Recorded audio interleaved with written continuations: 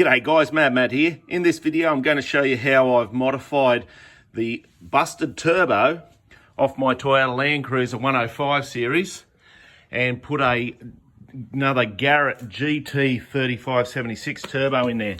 So long story short, I had an exhaust leak which came out of the exhaust manifold, and in the process of fixing that I found that the whole turbine housing's completely stuffed. Now, look at this. This is the whole wastegate area. So that's the wastegate. And that whole face there, like that's a seating face. It's stuffed. Look at the cracks through here. Now, I don't know. In the first instance, I thought, oh, I'll repair this, you know? And so we started going down that pathway, and I very quickly realised this is just...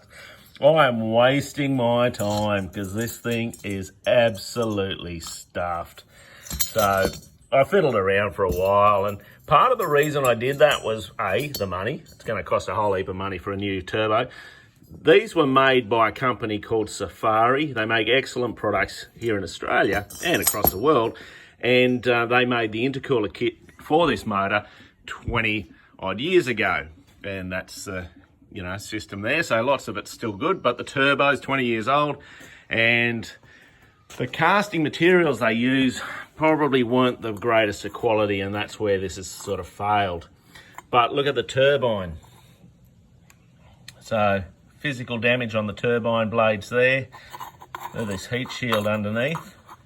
It's actually deformed with the heat and then, worn through.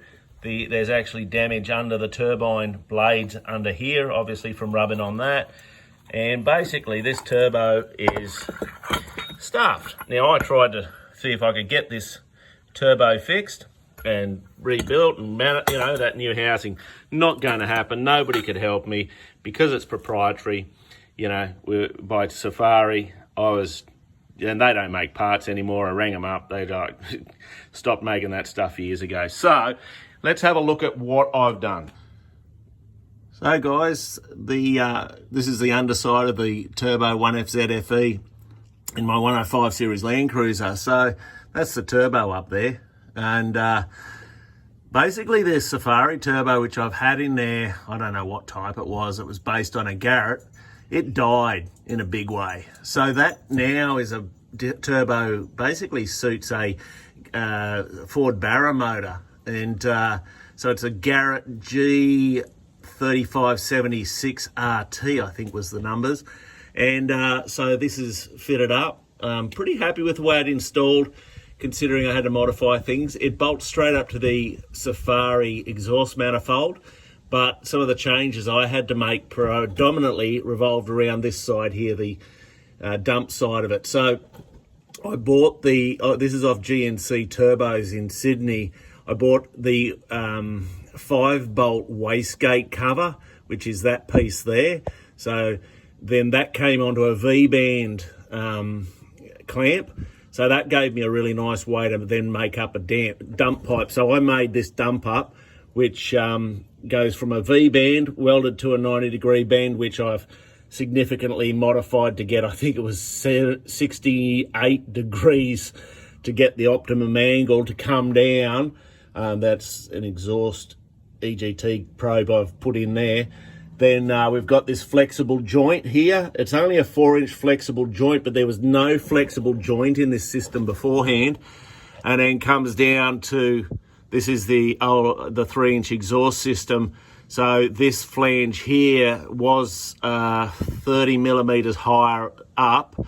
To fit the 4-inch flange expansion or flexible joint, I had to cut this pipe, lower that 30 millimeters, and then adapt that in. So now I'm very happy with how that fitted up. It's a very, very tight spot, as you can see. Like, it's tight in there. Sorry, just trying to show you stuff, so if anybody's doing this themselves, they can kind of get some tips. Oh, the other thing, yeah, got to show you this. So the actuator.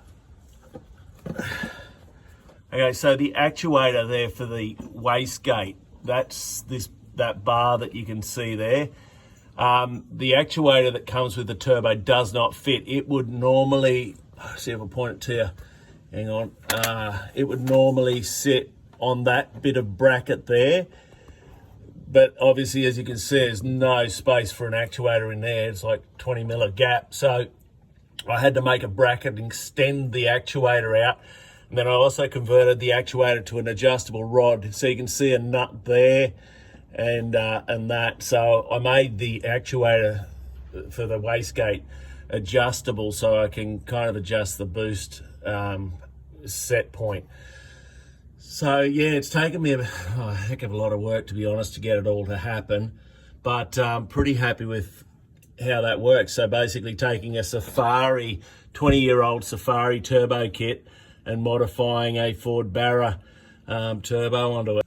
Okay, so that's the weld I had to do on the front section. That's basically goes right the way around and up here. I did film how I did the cast welding, so I'll get that up at some point and you can have a look at that. And that's the actuator you can see down in there.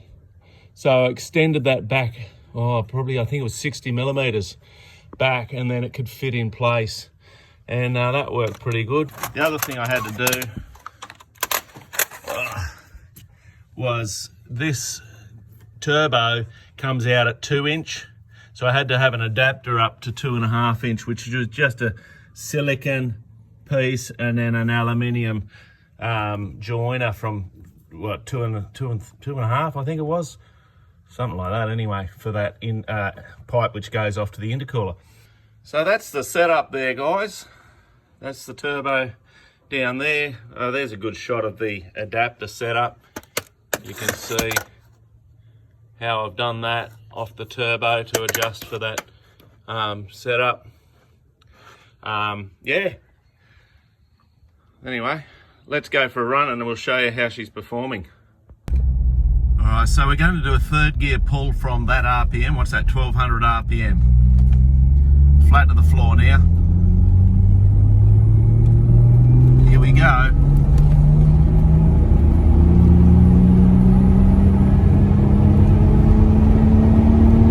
Okay, we're starting to run out of boost right up the top end there. Well, I hope that was helpful, guys. That was an uphill pull, by the way, so she certainly throws you back in the seat, and I mean, it's not trying to build a drag car here. I'm trying to build a tow truck or tow rig, so she tows pretty good. So I'm looking forward to actually towing with the new turbo, because the old turbo was certainly letting me down on the low end. As you saw in that pull there, she starts coming on boost quite low, which is really nice. That'll be great for touring. Anyway, guys, if you've enjoyed this video, hit that subscribe button, hit the like. There's always new stuff coming up here on the Mad Matt 4Drive channel. And if you're watching this in, what are we, the end of 2021, you'll notice that our content's changed a little bit over what it has been in the past, and that's just purely due to some of the pressures that we've got in our lives at the moment. Anyway, guys, I hope you've enjoyed that. I hope that's helped you. I'm Mad Matt. Stay safe on the trails. I'm not even in uniform today. I'm rebellious.